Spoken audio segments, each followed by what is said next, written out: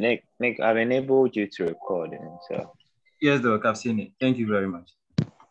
you're welcome. So yeah, good evening.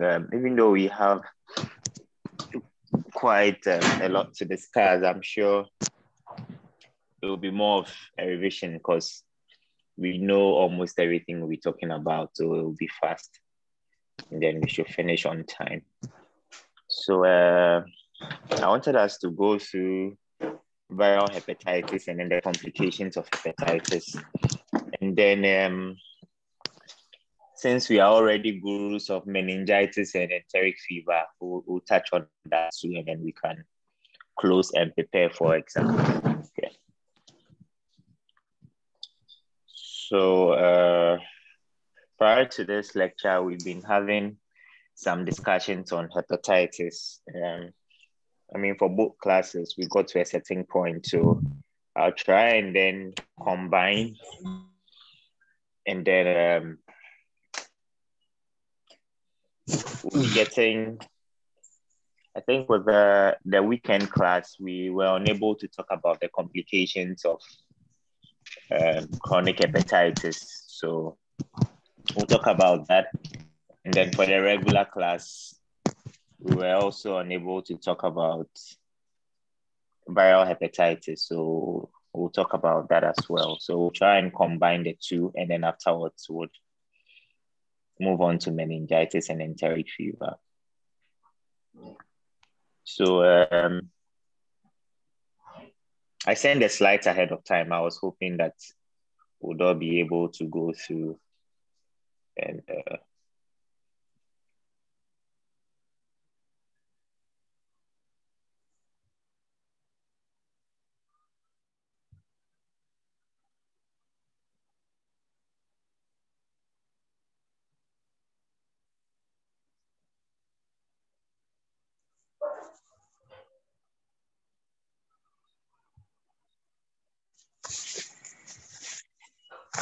Hello there, your microphone is muted.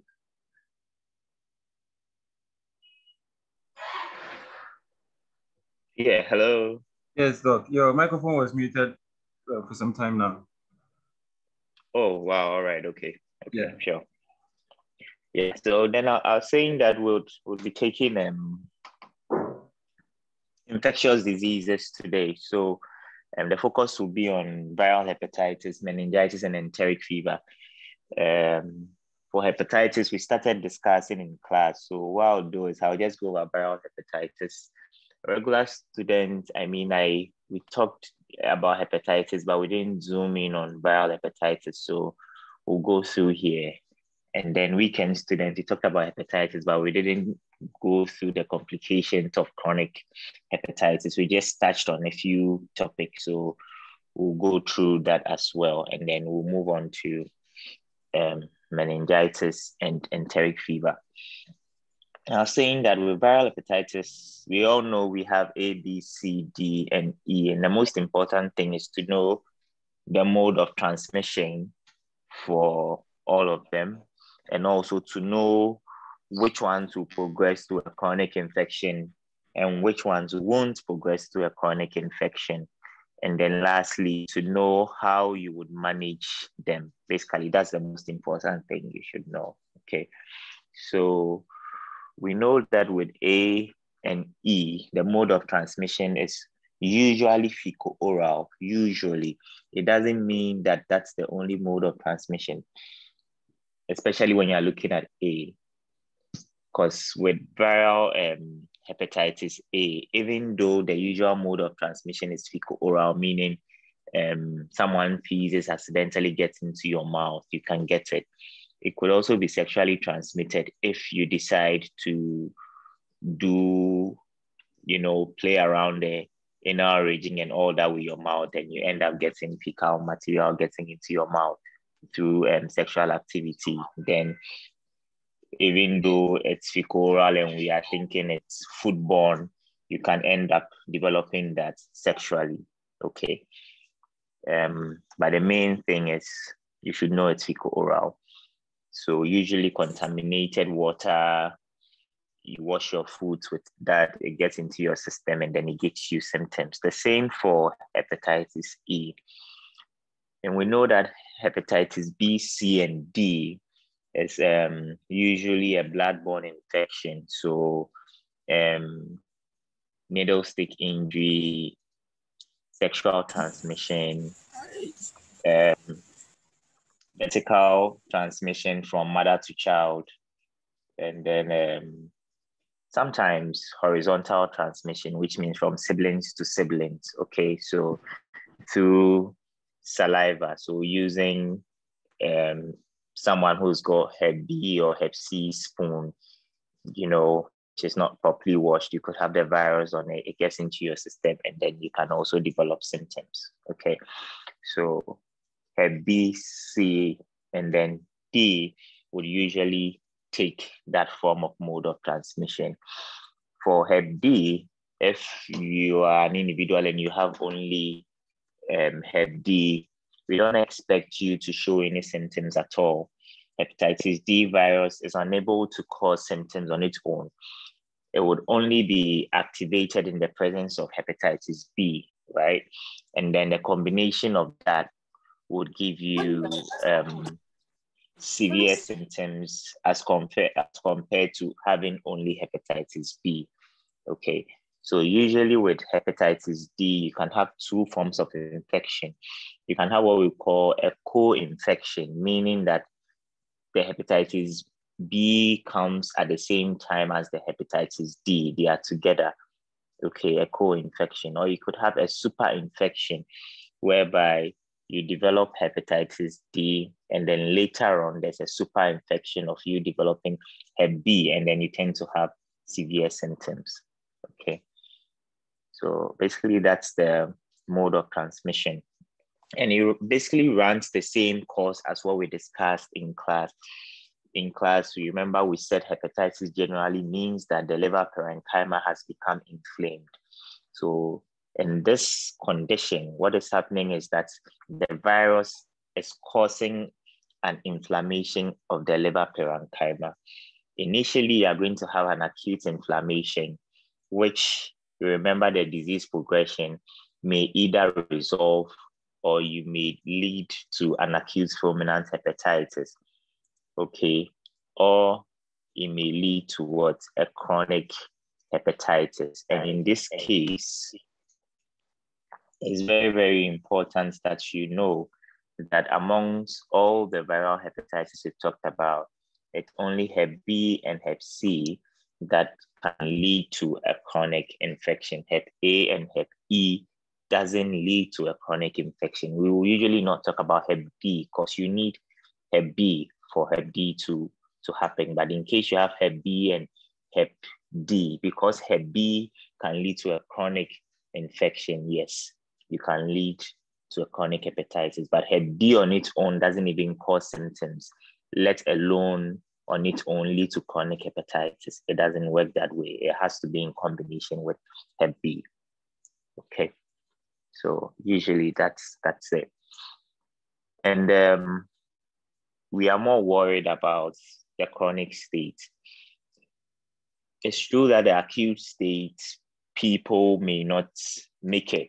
But when you're looking at viral hepatitis, a lot of people get them.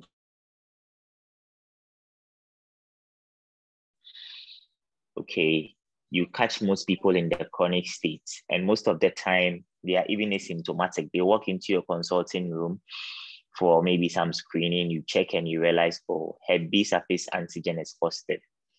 And then you tell the person that, okay, do a viral profile. Viral profile comes and it is suggestive of a chronic infection.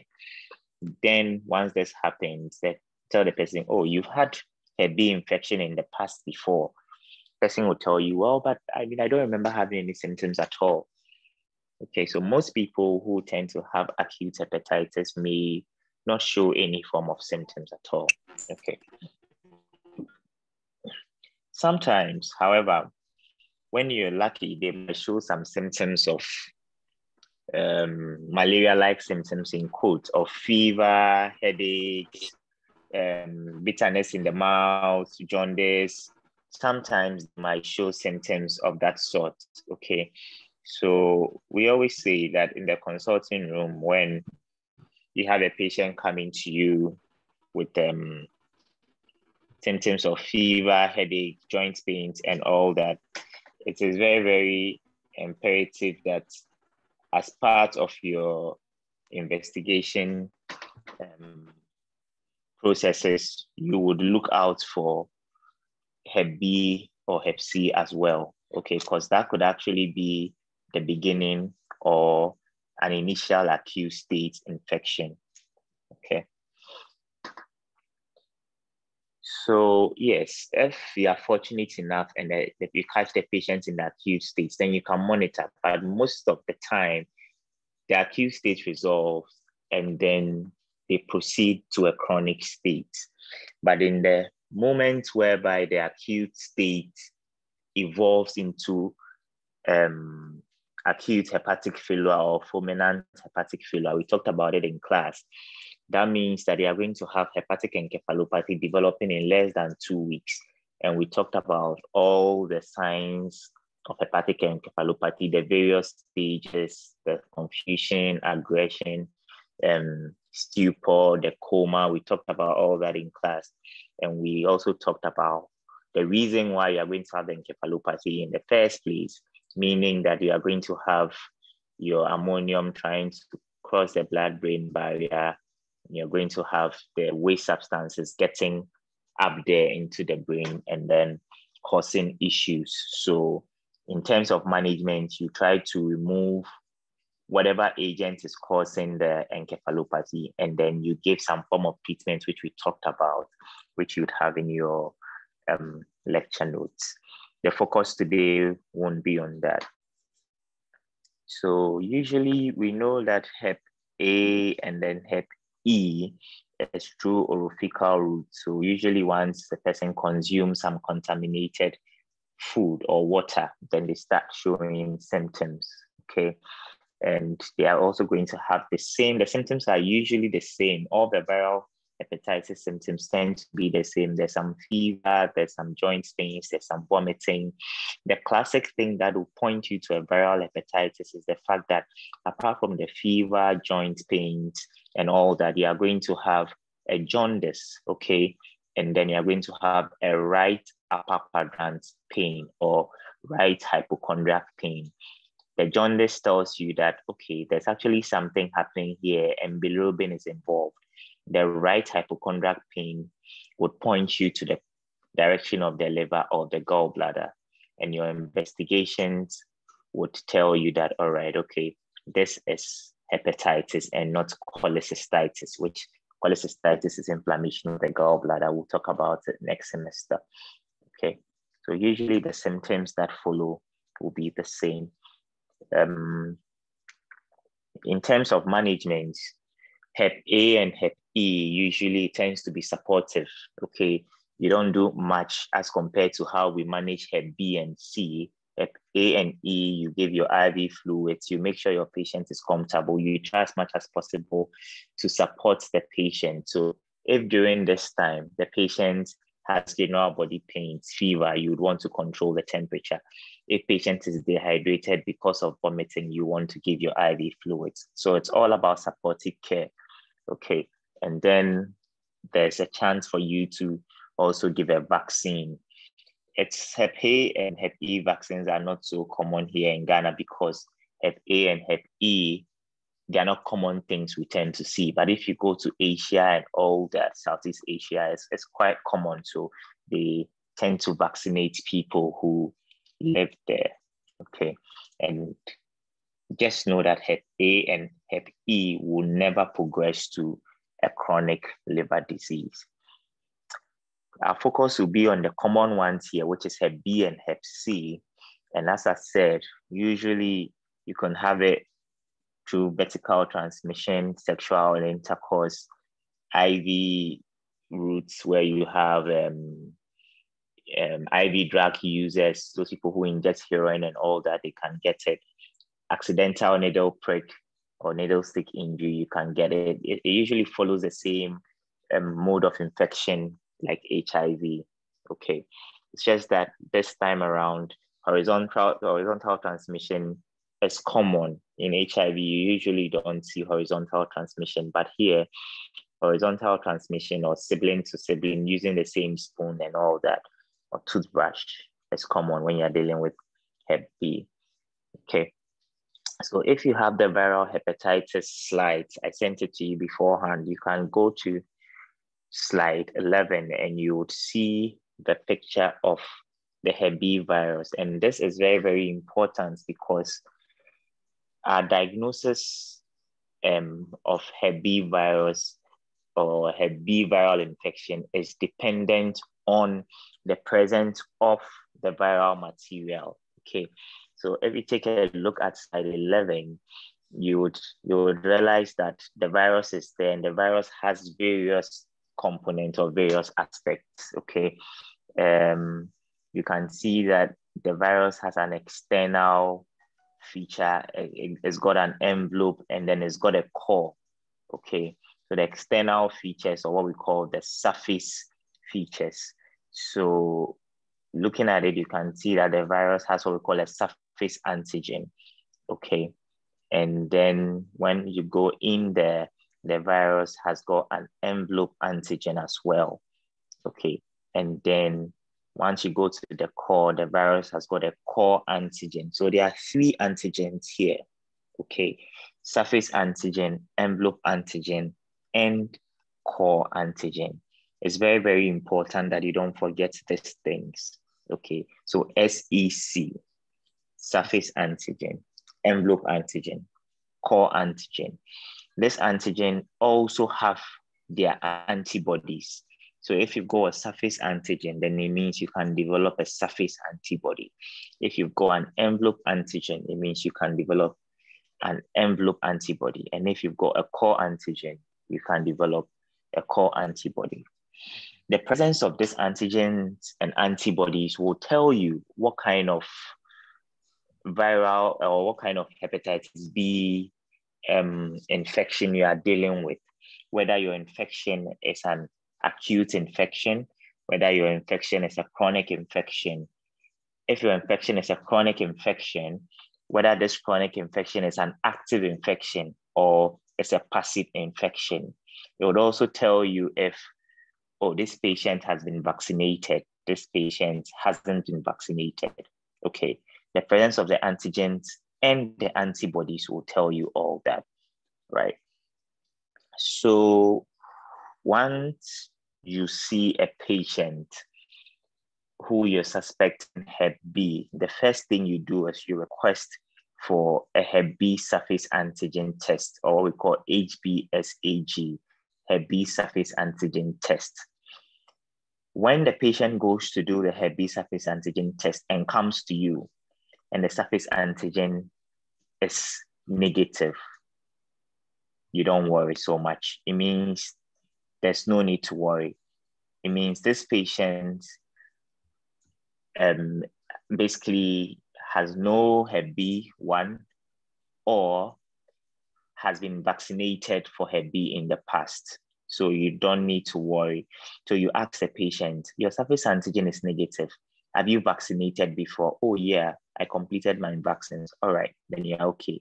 The surface antigen is negative. Have you vaccinated before? Oh no, I haven't. Okay, then I suggest you vaccinate, because if you don't vaccinate, you can end up getting the infection. Okay, so once the surface antigen is negative, you go that way. Once it's positive, then we have an issue, because once it's positive, then it means that patient has been exposed to the virus. So it is in your power to determine if this viral infection is an acute one or is a chronic one. Okay, and it is also in your power to determine if it's a chronic one.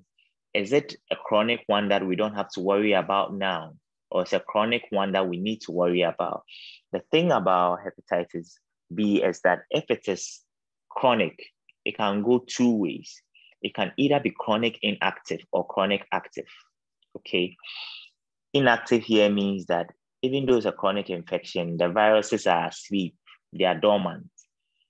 And then an active infection means that even though it's a chronic infection, the patient is still actively replicating viruses.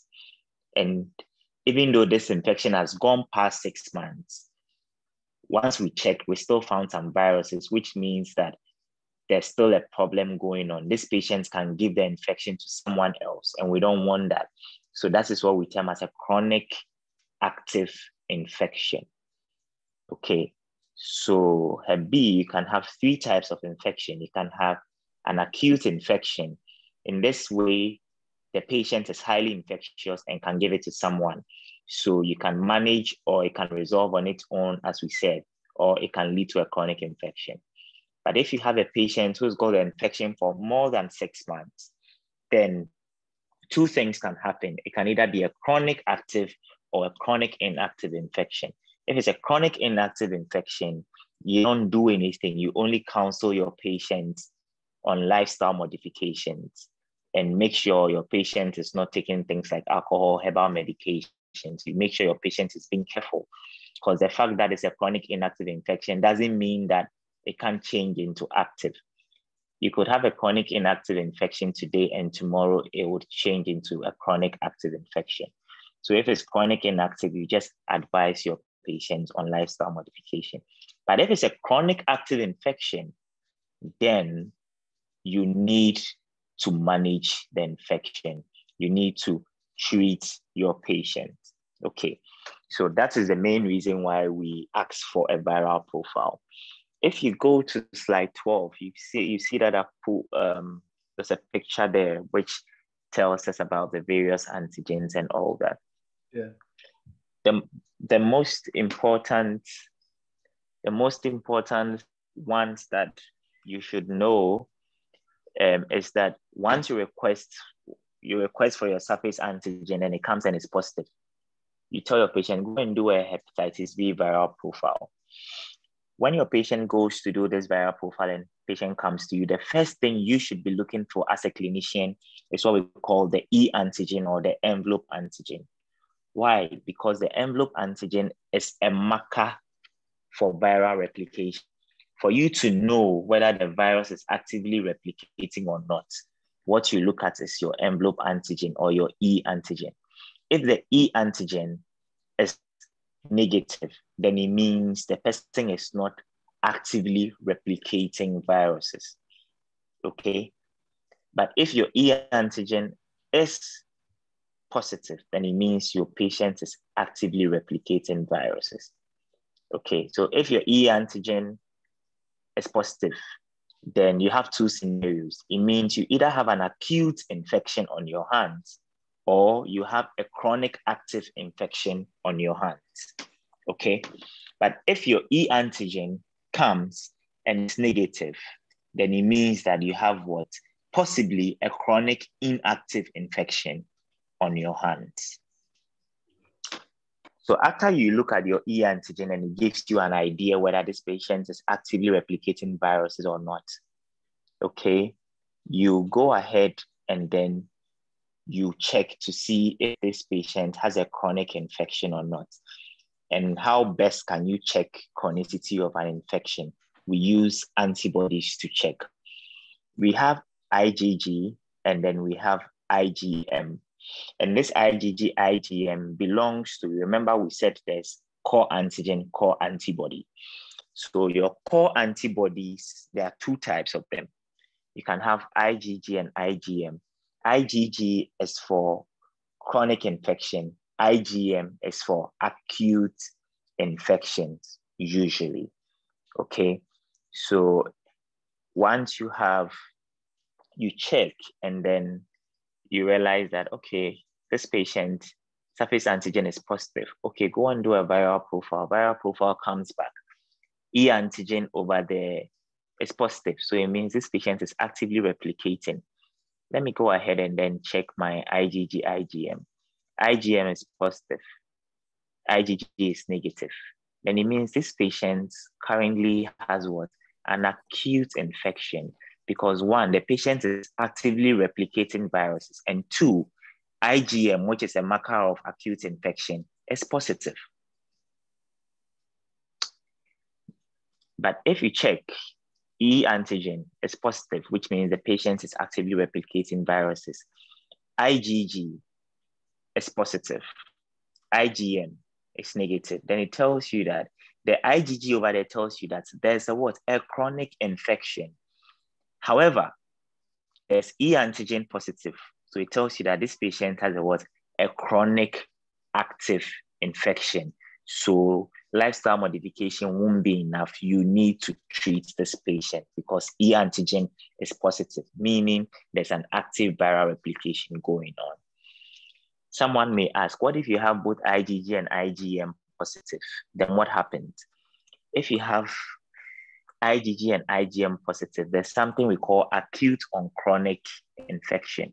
So it can tell you that this patient has a chronic infection, but now has been exposed to some virus. So there's also some acute infection. So there's an acute infection, there's a chronic infection in the background, and the patient is actively replicating virus. So you say, okay, this patient has an acute on chronic, actively replicating viral infection or Hep B viral infection. Okay, so you need to understand, and the first thing you need to understand is once you see surface antigen positive, you are going straight to request for Hep B profile. Your Hep B profile is going to tell you about your antigens and antibodies present for your envelope, your surface, and your core. Once you request for the profile and it comes, the next thing you are looking at is what? E antigen, because that is a marker for replication. If that is positive, then it means your patient is actively replicating or making viruses. So it goes two ways. Either you have an acute infection on your hand, or you have an active infection, which is a chronic one, a chronic active infection. But if it's negative, then you go ahead and then you look at your IgG, IgM so that you can tell whether this patient has a chronic inactive infection or not. Okay, so basically that's it. For people we immunize, once you immunize someone or once someone is not sure that they've taken one or two vaccines, they want to know if they are fully immunized. You are going to look out for the surface antibody, okay? And the surface antibody, this time, not the surface antigen, but the surface antibody, because once you take your vaccine, you shouldn't have a surface antigen, but you should have surface antibodies. It means the vaccine should have produced antibodies against the any form of infection that you might be facing. So if you want to check whether you're vaccinated, you request for your profile and you are going to look out for Hep B surface antibody. Once that is positive, then it tells you that there's been a vaccination. Okay. So I think the link is going to drop. I'll drop it and then I'll try and complete Hep B and Hep C. I'll take questions and then we move on to complications. Okay. So let's all rejoin with the next link. All right, Doc. Okay.